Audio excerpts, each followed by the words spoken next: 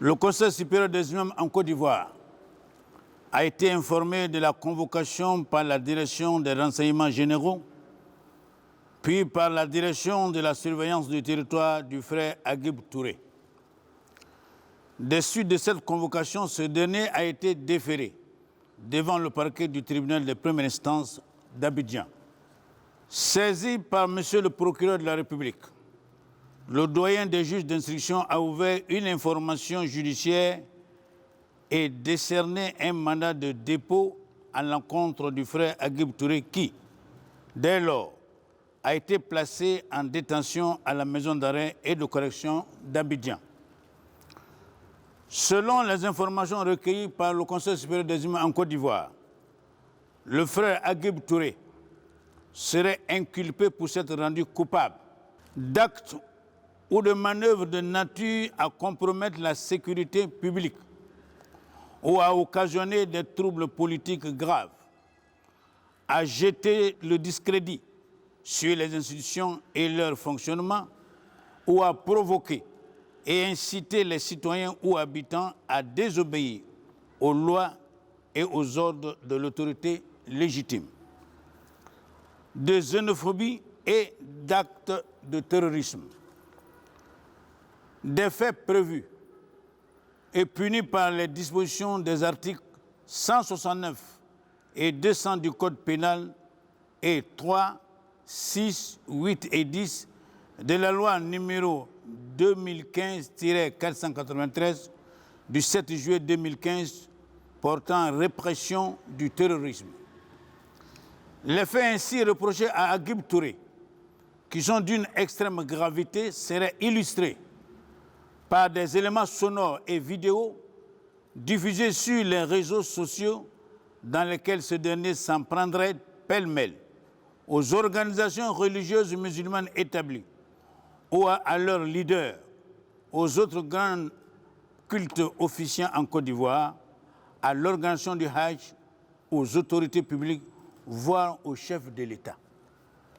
Face à cette situation, le Conseil supérieur des imams en Côte d'Ivoire tient à préciser que, premièrement, dès qu'il a été informé de la détention de Aguib Touré, qui au demeurant n'est pas un membre de son organisation, le COSI, compte tenu de la mention de la qualité d'imam inscrite sur la convocation et relayée dans les médias, a dépêché son conseil avocat au barreau d'Abidjan à l'effet de suivre la procédure aux côtés d'autres avocats, conseil de Aguib Touré, et s'assurer ainsi qu'il bénéficie d'un traitement digne.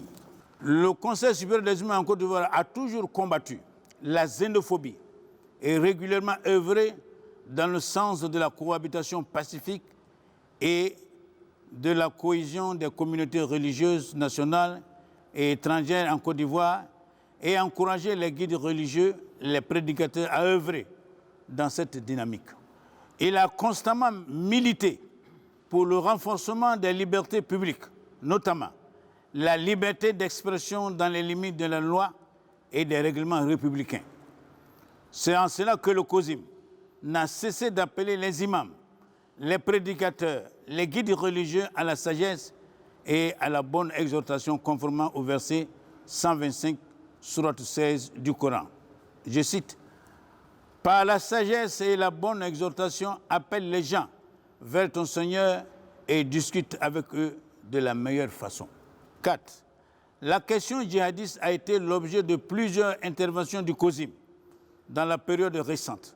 Sa position, qui est connue, a plusieurs fois été publiée à travers les interventions du Cheikh Al-Haïm Aboubakari Fofana. Elle s'appuie sur les sourates du noble Coran, lesquelles, en substance, bannissent et condamnent la violence gratuite, le meurtre, prônant en matière de promotion de l'islam les approches fondées sur le modèle qu'offre la vie du prophète de l'islam, sur la conviction personnelle et les bonnes vertus pratiquées. 5.